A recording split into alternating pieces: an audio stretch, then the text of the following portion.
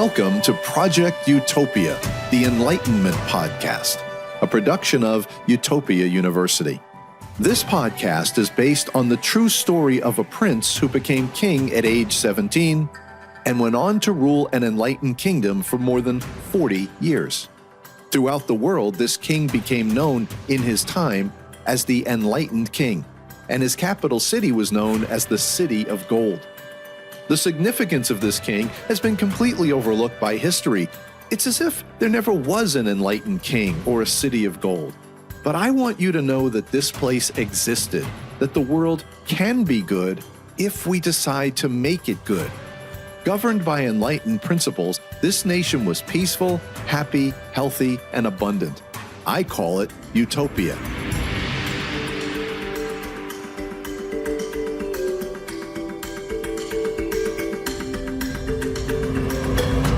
The Enlightened King left us with a unique system of enlightenment, and we're going to piece together the teachings that have survived and study this system so that we can open the doorway to enlightenment in our own time. We must ensure that the enlightenment wisdom of Utopia is never lost to history or forgotten ever again.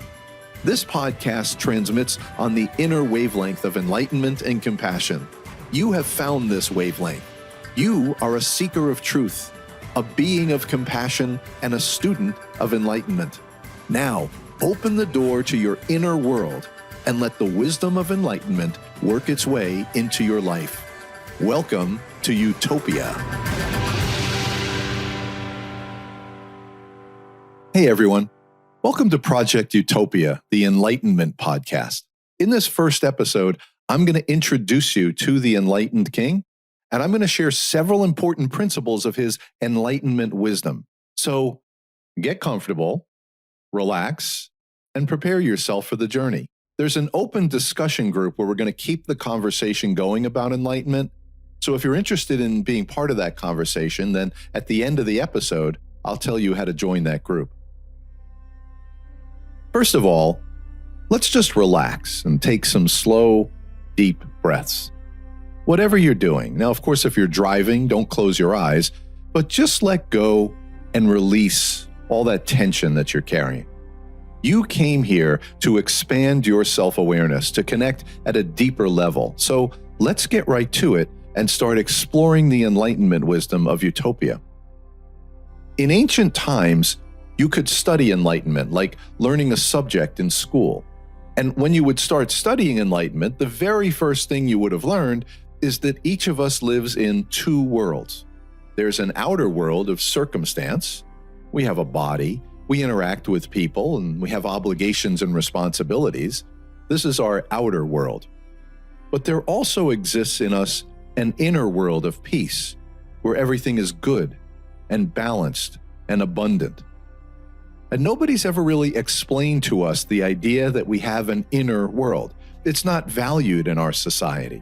It's not something we talk about or teach. We don't even see it as important in our culture. It's never even mentioned. And that's how we grew up. So it makes our job much more difficult. The truth about us is this: we are 100% absorbed into the outer world. And now I'm asking you to reverse that and start connecting with your inner world. So we have our work cut out for us. And for most people, this is a pretty drastic change in how we look at and understand ourselves. Now, ancient civilizations understood this primary truth. We're both an inner being and an outer being. Now, we're quite firmly attached to the outer world, but in ancient times, they understood the existence of both inner and outer and developed knowledge and skills to attach themselves more deeply to the inner world. For example, in ancient India, I'm talking 4,000 or 5,000 years ago, they spoke about the outer world as Maya. Maya is a Sanskrit word that means magic or illusion. In other words, the outer world, the reality that we measure ourselves against, is in fact an illusion, like a magic trick that mysteriously transforms energy into the reality that we experience. So it looks real, it doesn't seem to be an illusion, but it is only energy taking form. Now, if you don't know anything about science, then at least one thing you should know is that Albert Einstein explained this illusion when he proved mathematically that energy and reality are the same thing, and what connects them is light. He said E equals mc squared. Energy equals mass times the speed of light squared. So the smallest atom is in fact bursting with energy and light. The things we see in the outer world, although they appear to us as stable and constant, are in fact ever-changing patterns of energy. Now, how did they know this 5,000 and 10,000 years ago, that our outer world is nothing more than an ever-changing patterns of energy and light? See, I can't answer that question, where this wisdom came from. We're never going to be able to answer that question, but they were right.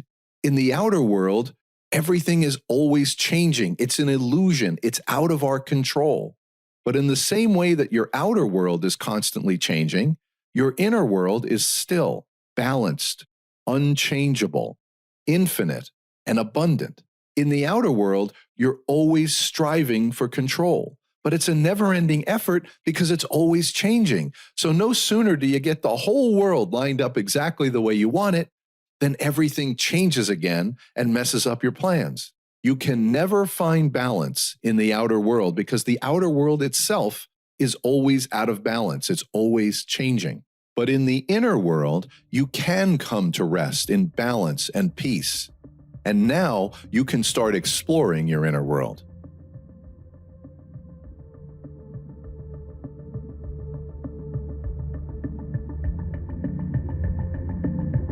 You've seen the movie The Matrix. Now, if you haven't watched The Matrix recently, I suggest you at least watch the first movie.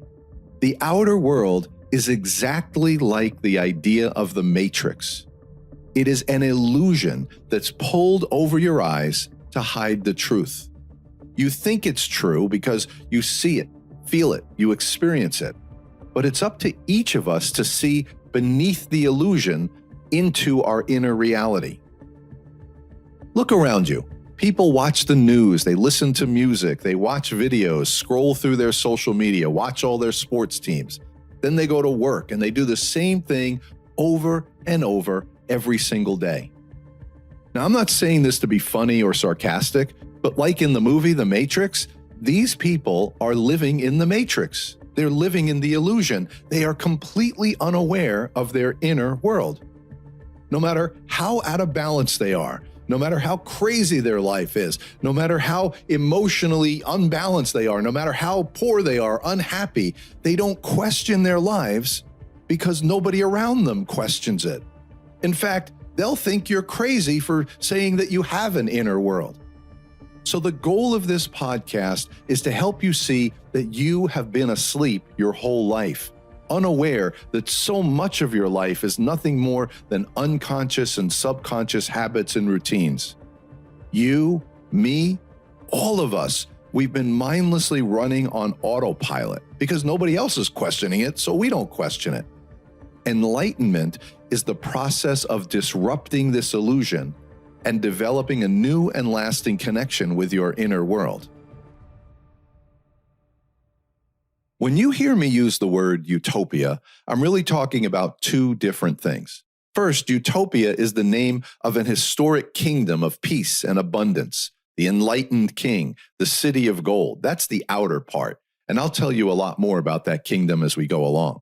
But when I use the word utopia, I'm also referring to a place within you, a place of light, an inner world of positive values and principles, an inner world of health and abundance, a world built on thoughts and beliefs, purpose and meaning.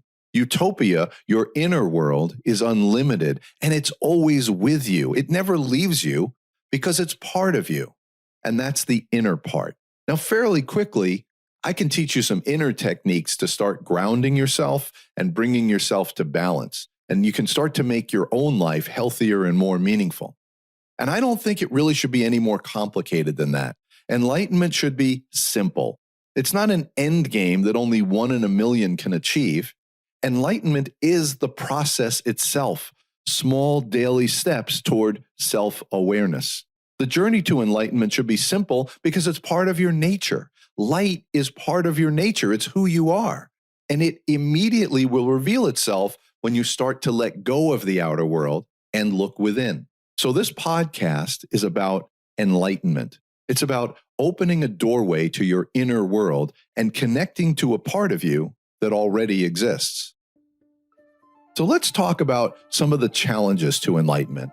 Why do so few people pursue enlightenment and even fewer actually make real progress and find success?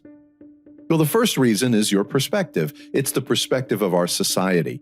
We are 100% invested in the outer world. 100% of everything you think about is measured in terms of the outer world. You've never had the experience of letting go of the outside world. So when you first try to let go, it's a little scary because you've been doing things a certain way for decades. But to enter the inner world, you have to let go of the outer world. It's the same thing. You can't get into the inner world until you start releasing the outer world. I'm asking you to open yourself up to a new way of thinking, a new way of being. And I know that not everyone is ready to do this. A lot of people, they're just not ready to let go of life. They just can't imagine what would happen if they let go. But you have to open yourself to change, which means letting go. And when you let go of your comfortable beliefs, habits, and routines, it generates uncertainty and disruption. And this disruption is uncomfortable, but disruption is the price of admission to the inner world.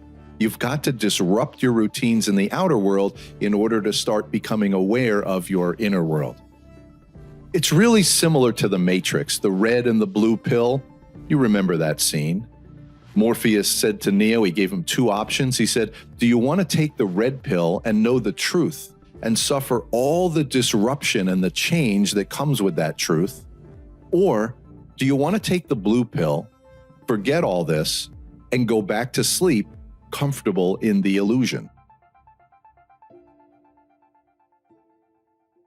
Now, the second reason why the journey to enlightenment is difficult is because all the training, all the skills that you've gotten in the outer world block you from progressing in the inner world. The outer world is all about analyzing, but the inner world requires an ability to flow, analyzing or flowing. You can't do both at the same time. The easiest example to understand is meditation, because meditation is about flowing in your inner world, and it requires that you be still, balanced, relaxed, and self-aware. But if you're like most people, you struggle with meditating because you can't stop analyzing. You can't stop comparing everything and categorizing. You can't stop talking to yourself. And when you bring your outer skills to meditation, you miss the whole purpose. You don't make any connection to the inner world. See, when we meditate, we want to win, achieve the goal, finish the task, master the method, pass the test. We want to make constant progress every day. But wisdom is much more subtle than that. Wisdom was meant to be absorbed into your life, developed over time with constant practice. And unlike the outer world, there is no test. There's no finish line. There's not even a starting line. Everything is gradual, day by day, starting with today, wherever you're starting, cycle by cycle. You keep going until after a few weeks and a few months, you notice that this wisdom has begun to become absorbed into your own life. You've begun the process of change. Some of you may already be on this inner path, and your inner skills may be well developed. For you, this is going to be a platform to deepen your inner work. But for most people, this may be just the start of your journey. So either way, we're going to help you develop and nurture new inner skills. Now, there's one more thing that blocks us from realizing enlightenment, and it may be the most difficult to overcome. Well, hopefully for you, it's going to be easy, but for most people, this is the most difficult thing to overcome. It's an ancient teaching that's been lost, but the enlightened king actually included this idea in his system of enlightenment. It's the idea of time. Everything in the outer world happens against a backdrop of time. The outer world is an illusion, and time is the magic trick that binds you to the illusion. It makes it seem real. Everything's always changing. Well, of course it's changing because time is changing. See, if there was no time, there would be no change. You could do everything. You could be anywhere. But there is time, and so you are bound to be here. It may not make sense to you at the moment, but in the inner world, you are above time. So you have to let go and disconnect yourself from the pull of time. Let's relax again. Take a few breaths. The inner world of peace, health, balance, and abundance is timeless, and this inner world has been patiently waiting for you to return. Right now, you are above time, and the inner truth is you have all the time in the world. The interesting thing about the inner world is that it's part of you. It's not going to abandon you and go somewhere else. It will always be there for you. It's part of you, so it's always there. And to connect to your inner world, all you have to do is start shifting your thinking. Now, I don't know what you were expecting to hear when you started to listen to this podcast, but take a minute to reflect why you're here. You've been listening for a while now. Why are you listening to this podcast? I think you know why you're here. It's because you know the truth of your inner world. You know that there's more to your life than the pointless noise of the outer world. And I applaud you for being here. Every single one of you. You deserve a lot of credit because despite your struggles to this point in your life, whatever difficulties and disappointments you've had to overcome in your life, you're still here. You're still trying. Somehow, you've kept open the channel to your inner world for all these years. You've never let go of your desire for meaning, purpose, and enlightenment because deep inside, you have kept alive the small, faint voice of peace, health, abundance, and compassion. You are a seeker of light. You are a being of compassion. Light is part of who you are. It is always calling. It is always there for you. Now you will claim this inner part of your being.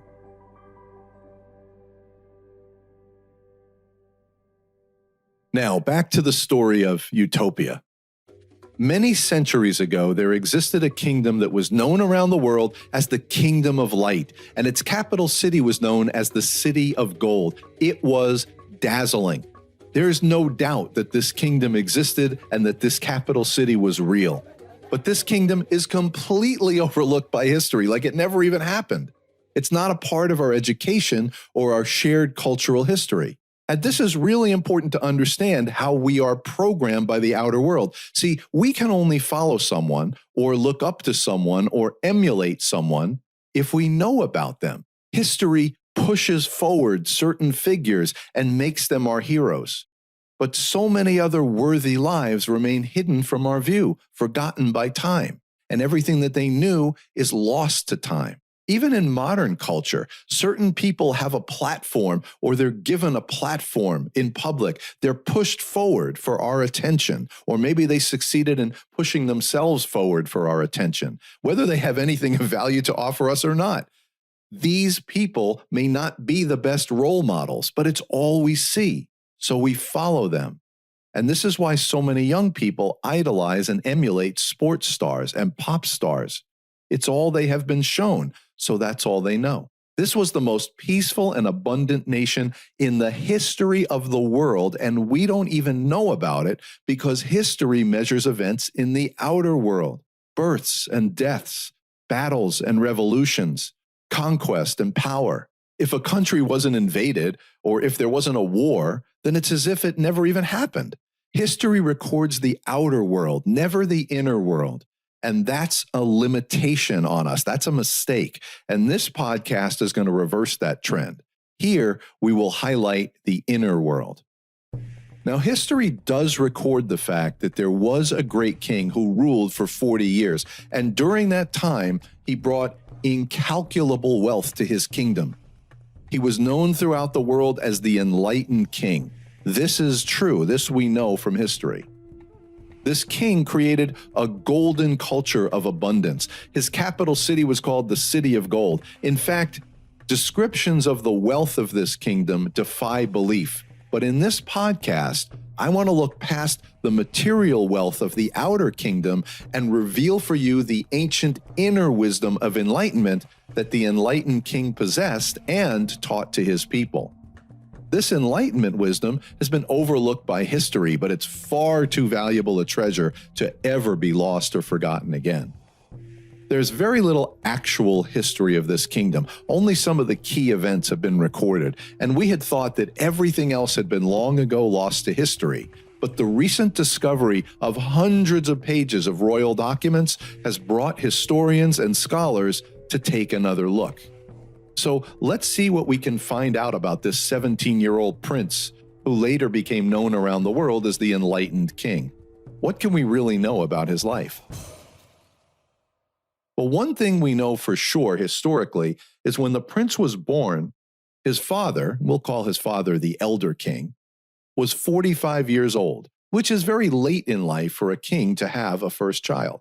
You can almost imagine the joyous celebration throughout the kingdom when news of the prince's birth was announced. By the time the baby prince was born, his father was already a great and wise king in his own right, having already doubled the size of the kingdom. And being the son of a great king, the young prince enjoyed wealth and privilege that we couldn't even understand. You see, in those days, when the king would walk into a room, every person bowed their head and was forbidden to make eye contact.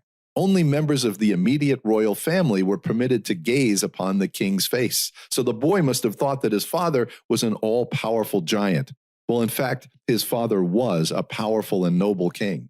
On a personal level, we know from historical records that his mother was a princess from a neighboring kingdom. He was an only child, so she deeply cherished and loved him and taught him compassion from an early age. We also know that the prince was trained in enlightenment from a very early age.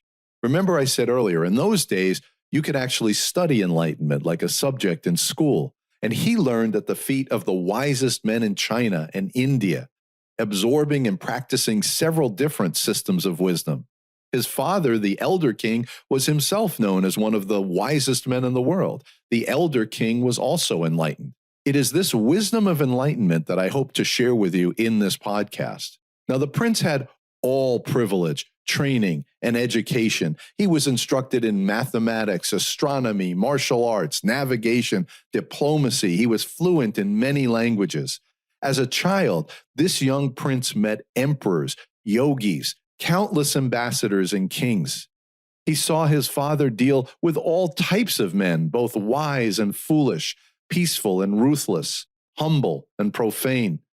In fact, it was during his childhood that he accompanied his father, the Elder King, on 3 long voyages that shaped his understanding of all this wisdom. The first voyage was to China when he was 7, the second voyage to Africa when he was 11, and the third voyage to India when he was 14. Almost certainly, these trips would have included an entourage of 100 political aides and several hundred servants. Over land, they would have traveled with huge caravans, and over sea, they would sail with a fleet of no fewer than 16 ships. The young prince would have had his own staff of translators, caretakers, chefs, and bodyguards. At each city, they were welcomed and feasted by kings, and we can only imagine the great and valuable gifts that were exchanged between the royals. So when the Elder King quite suddenly took ill and died, the loss must have been a devastating grief for the young prince, and at the age of 17, the weight of a vast kingdom was now on this young man's shoulders. But rather than turn away from the burden of responsibility, quite the opposite happened. This young man turned out to be exceptional at administration. His father had left him a great and peaceful kingdom, but in truth, on a global scale, it wasn't much more than a sleepy trading post. In the early years of his reign as king, several important events unfolded around the world, and what happened was the power of other nations began to rise and fall, and the enlightened king built on his father's global friendships and alliances, and he became a valued trading partner and a reliable ally for kings and emperors to the east and to the west. So in a matter of a few short years, helped by a few lucky coincidences of history, he took the minor kingdom that he had inherited and transformed his nation into the center of global trade. And by the end of his reign, 40 years later, the wealth of his kingdom was incalculable. The city of gold, the kingdom of light. Now, you don't hear about this in history books, but during his reign as king, and we'll talk about all this, he established enlightened rules of government and business. He built huge warehouse facilities to accommodate increased trade, and he devised systems of scheduling, logistics, and transportation that would rival any modern business today. He created, for lack of a better word, hotels and large restaurants where traders would be feasted and entertained while they stayed. Year after year, the legends of this kingdom's hospitality made their way around the world, and with every year for 40 years, the volume of trade flowing through this nation multiplied and multiplied and multiplied again. But as efficiently as he had attended to the business of the kingdom, he never stopped studying wisdom. And this is really the important part of the story. He built his outer kingdom by mastering inner wisdom. And as it turned out, when these writings were discovered, this king was both a prolific student and a great teacher of enlightenment. In the very first years of his reign, he took the time to compile all the systems of wisdom that he had learned in his youth, and he carefully merged all that wisdom to create his own system of enlightenment. And when I talk about enlightenment, this is very important to understand. Until this king, the only way to become enlightened had been to isolate yourself from society, maybe in a temple or a school or a monastery, or live on a mountaintop away from the world. See, in those days, in order to achieve enlightenment, you had to remove yourself from all attachments to the world in order to properly quiet your mind and train your body. You were considered of the world if you had earthly attachments, such as a job or a business, or you were married or had children. If you were attached in any way to the relationships and obligations of the outer world, then the deepest experiences of enlightenment would be unattainable for you. Now, of course, in our modern world, this would exclude all of us from experiencing enlightenment because we all have many attachments. You had to be a yogi or a monk or a traveling teacher or become a recluse. Only those who could give up all earthly attachments could attain enlightenment because that's what it took to fully develop their inner abilities. But the enlightened king taught something different, and this is the most important message I can share with you from the totality of his writings. He said that you do not have to separate yourself from the world to become enlightened. He explained that you can become enlightened while still embracing your worldly relationships and responsibilities if you embrace those relationships and obligations in an enlightened way. It's not the attachments that are keeping you from enlightenment, he said. It's how you handle them and how you allow them to affect you. So he actually devised a system of enlightenment. It still makes perfect sense today that can be achieved by anyone in any circumstances.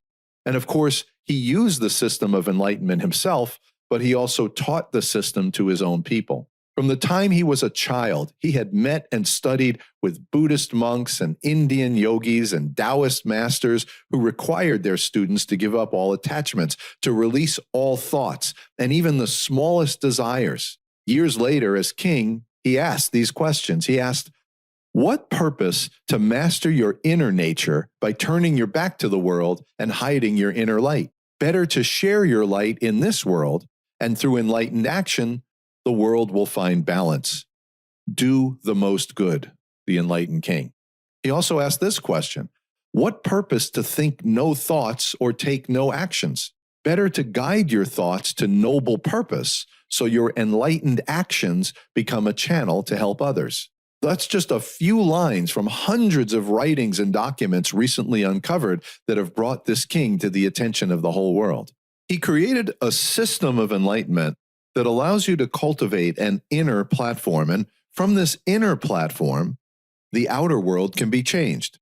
He said, in fact, that all of us have this inner platform, but we waste the power because we do not guide it in any specific direction. He said, go within, seek your light, then return to the world with love and compassion. We have plenty of time to go through all this, and there's much more to share, but let's pause for one moment and reflect.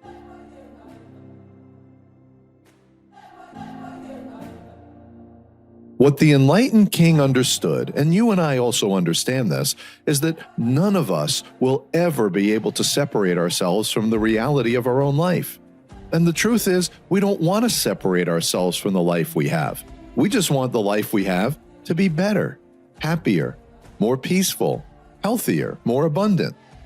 In his system, he said it's okay to live life. It's okay to love and to grieve. It's okay to work, to care for your children, to enjoy good food, to love your family. In fact, it's important that you do these things, but take all your actions under the umbrella of enlightenment. Over and over again, he uses the word enlightened actions, suggesting that your inner intentions are the source of your actions. And if you have enlightened intentions from the inside, then your actions will become a channel to help others. You have the power to change from within, to completely change your thoughts and intentions. And when you make those inner changes, when you change yourself from the inside, your outer words and your outer actions will make the world a better place for you and others around you. And never, ever underestimate the power that you have to become a source of inspiration to others. Life is a choice, and it's always been a choice. You just need a little guidance, a little bit of a moral compass, a direction to apply yourself. And that's what I hope this podcast is going to help you with.